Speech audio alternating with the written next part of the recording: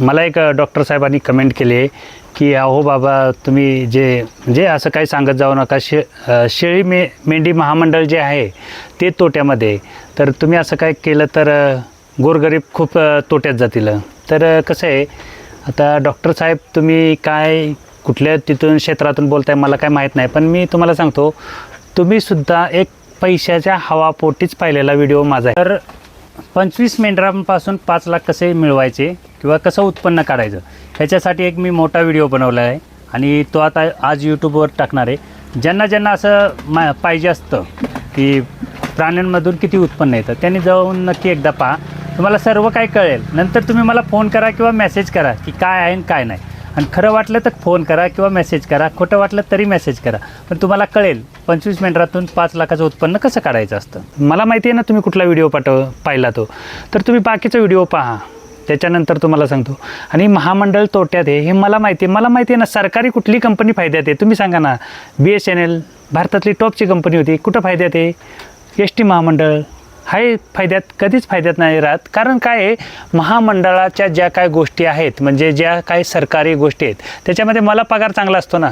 मी R&D करेन का तर रिसर्च करणारच नाही ना. मी नवीन काय आणेन का तर नाही, हाय त्यालाच रेगोट्या मारत नेणार ना. हे महामंडळाचं काम असतं किंवा सरकारी काम असतं. तर आम्ही काय केलं त्याच्या विरुद्ध म्हणजे वेगवेगळ्या प्रकार केलं ना. बरं तोट्यात जाणारे शेतकरी मला पण माहिती आहेत ना, काही कमी घालणार आहे का तोट्यात, तर मी खूप साऱ्या लोकांना तोट्यात घातलं. पहिला मुद्दा म्हणजे काय झालं की हे जे नारी सुवर्णाची पिल्लं मिळतात ते 20 ते 25 हजारांना मिळतात. मी 10 हजारांना विकायला लागलो. कमी तोट्याचा प्रश्न झाला का तर नाही. तर त्याच्या पलीकडे अजून एक गेलो की नारी सुवर्ण फक्त माझ्याकडेच आहे असं मी सांगितलं नाही, तर महाराष्ट्रामध्ये जिथं आहे त्या लोकांची नावं प्रसिद्ध झाली. ते एक बेनिफिट झालं. आणि त्याच्यानंतर डॉक्टराचा जो काही खर्च होईल किंवा डॉक्टर ह्या शेडला लागतील किंवा डॉक्टर कंटिन्यू लागतील हे लागू नये म्हणून मी एक संशोधन केलं आणि असं उंचीवरती शेड बांधलं. डॉक्टरच 90% लागत नाही, 10% काहीतरी डॉक्टर लागत असेल.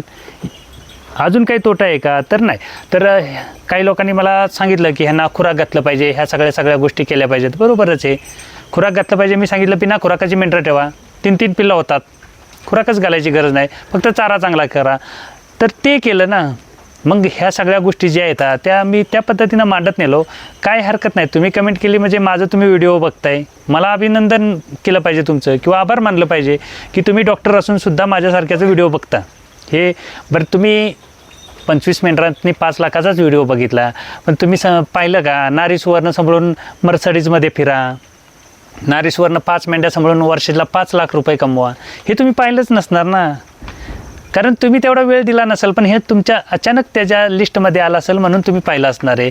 पण तुम्ही पण पैशाच्या हवापोटीच ते पाहिलेला विषय आहे. तर बाकीचा व्हिडिओ पाहिला असताना किंवा त्याचा जो मोठा मी व्हिडिओ केला आहे कसं पैसे येतात ते पाहिलं असतं तर तुम्हाला डायरेक्टली एकदम पिक्चरच क्लिअर झाला असता. तर अशा खूप साऱ्या कमेंट येतात.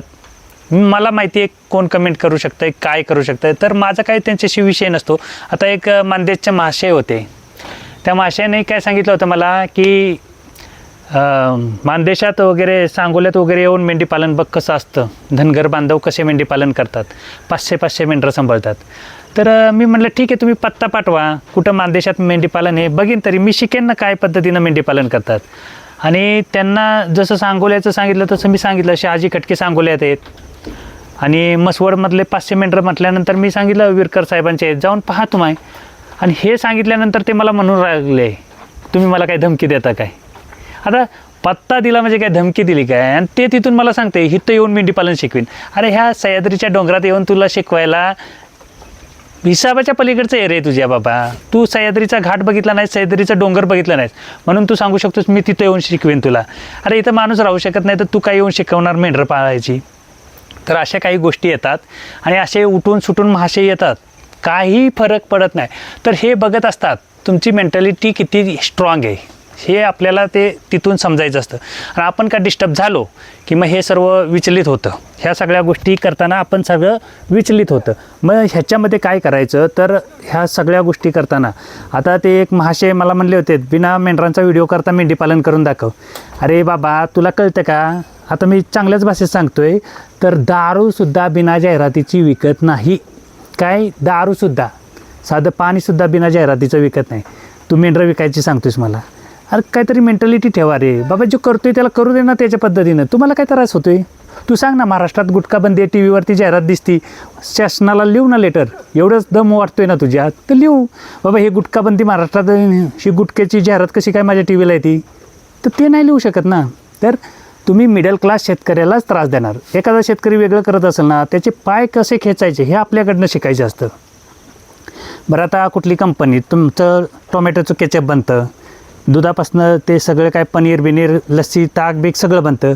कधी दाखवलं आहे काय ह्या शेतकऱ्याच्या गोट्यातनं माझ्या तिथं दूध येतं आणि मी त्याचं हे प्रोडक्ट बनवतो? दाखवलं आहे का? तर नाहीच दाखवणार. त्यांनी त्यांची जाहिरात केली ना, त्यांनी त्यांचं लेबल लावलं, सगळं केलं आणि त्यांची जाहिरात केली. का केली? का त्यांच्या घरी पिकतं का? तर आपल्या शेतकऱ्यांनी असं काय करायला गेलं की ह्या असे शेतकरी असतात ते आडवे पडतात. का? तर त्यांना काय घेणं देणं नसतं ना, काय करायचंच नसतं. बरं ठीक आहे ना, आपण जर जाहिरात नाही केली, आपण जर आपल्या व्यवसायाची जाहिरात नाही केली तर कोण एखादा ब्रँड ॲम्बॅसिडर आणून करणार आहे का? बरं त्याचं पैसे देणं परवडणार आहे का? ह्या सगळ्या गोष्टींचा विचार केला पाहिजे. बरं एखादा करतो आहे ना, ठीक आहे ना, मला डाऊट आहे ना, मी जाऊन बघू शकतो ना तिथं बघायला कोणाला बंदी आहे का? तर नाही आहे. आणि सगळ्यात मोठा ह्या मेंढीपालनात त्या डॉक्टर साहेब म्हणतात ना तोट्यात जाणार आहेत, तर सगळ्यात मोठा प्लस पॉईंट करून ठेवला की कुठल्या शेडला व्हिजिट फी नाही. जेवढे माझ्यामध्ये जेवढे शेड झालेत ना, एकाचा सुद्धा व्हिजिट फी नाही आहे.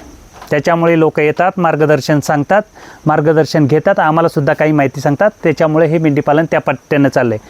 आणि तुम्हाला डाऊट असेल तर तुम्हाला पत्ता आहे, नोव्हेंबरच्या नंतर कधी या. मी सांगत नाही की येऊच नका आणि बघूच नका, तर कधी या नोव्हेंबरच्या नंतर आणि बघा होतं की नाही तसं मेंढीपालन. तर 5 लाखाची जी मेंढरं मी दाखवली होती, तर त्या दुसऱ्या व्हिडिओमध्ये सांगितलं होतं ना, 25 मेंढरं एकदमच विका 5 लाख येतील, परत काही विषयच येत नाही त्याचा. तर तुम्ही तो मोठा व्हिडिओ एकदा बघा, सविस्तर असतं. माझं स्टेप बाय स्टेप व्हिडिओ बघत गेलं ना तरच कळतं. मागे एकाने मला सांगितलं, तुम्ही नारी सुवर्णचे एजंट आहात का? बरोबरच आहे ना, मी नारी सुवर्णचा एजंट आहे, 10,000 देतो आहे. तर काय अकलीचा भाग असल्यासारखं केलं पाहिजे, आपल्याला आपला मेंदू चालवला पाहिजे. जर हे नारी सुवर्ण माझं हे असं म्हणून मी कुठल्या व्हिडिओत सांगितलं का की बाबा हे मी डेव्हलप केलं आहे?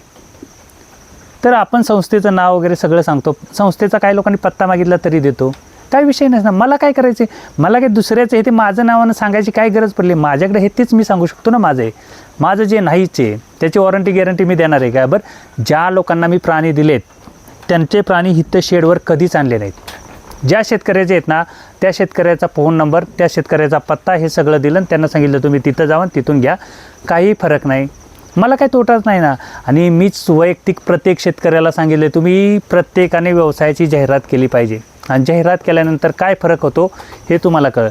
पण काय होतं, आता तुम्ही जर माझ्यासारखं यूट्यूबला असे माहिती वगैरे सांगणार असाल, गाणी लावा, काय कोण बोलत नाही, गाणी लावल्यानंतर कोणाची जास्त काही अशी कमेंट येत नाही. पण तुम्ही असं जर काय माहिती सांगणार असाल किंवा हे दाखवणार असाल किंवा जे आपण थंबनेल लिहितो, म्हणजे यूट्यूबला जे थंबनेल लावतं त्याच्यामध्ये लिहिलं ना असं 5 मिनिटात 25 लाख, 5 मिनिटात 50 लाख किंवा 5 मेंढरी नारी सुवर्ण मेंढ्या सांभाळा मर्सडीजमध्ये फिरा, की लोक जास्त पाहतात. हे आजपर्यंतचा इतिहास आहे की असं जर काय थंबनेलवाले व्हिडिओ टाकले तर लोक जास्त पाहतात. पण कधीपर्यंत पाहतात? 1-2 व्हिडिओ पाहतात हो. नंतर रियालिटी लोकांना कळते ना, तुम्ही काय करताय आणि काय नाही. तर आम्ही काय करतो, लोकांनी पाहावं म्हणून तसं थंबनेल लावत नाही, तर रियालिटी काय असते हे दाखवत असतो आणि त्या पद्धतीनं मेंढीपालन आहे. आणि नोव्हेंबरच्या नंतर कधी या, ऑलवेज ओपन, सर्वांसाठीच ओपन आहे. काय हे माझ्यासाठी आहे का मी केलं आहे काय तसला काय विषय नाही, तर सर्वांसाठी ओपन राहणार आहे आणि सर्वांनाच पाहायला भेटणार आहे, असं काय वेगळा प्रश्न नाही. पण डॉक्टर साहेब तुम्हाला एक रिक्वेस्ट आहे, तुम्ही माझे व्हिडिओ बघताय त्याच्यासाठी माझं मनापासून, म्हणजे मी तुमचं मनापासून धन्यवाद म्हणतो, कारण माझ्यासारख्याचा व्हिडिओ बघताय. तर जसा तुम्ही शॉर्ट व्हिडिओ पाहिला तसा त्याचा लाँग व्हिडिओ पहा आणि नंतर मला कमेंट करून सांगा की हे बुडतात का वर काढतात. त्याच्यानंतर मग बाकीचा विषय आपण बघू. आणि तुम्हाला वेळ भेटला तर कधीही या, काय हरकत नाही. तुम्ही डॉक्टर आहात, मला त्याचं सजेशन भेटेल, चांगलं मार्गदर्शन भेटेल, ते एक माझ्यासाठी फायद्याचं होईल.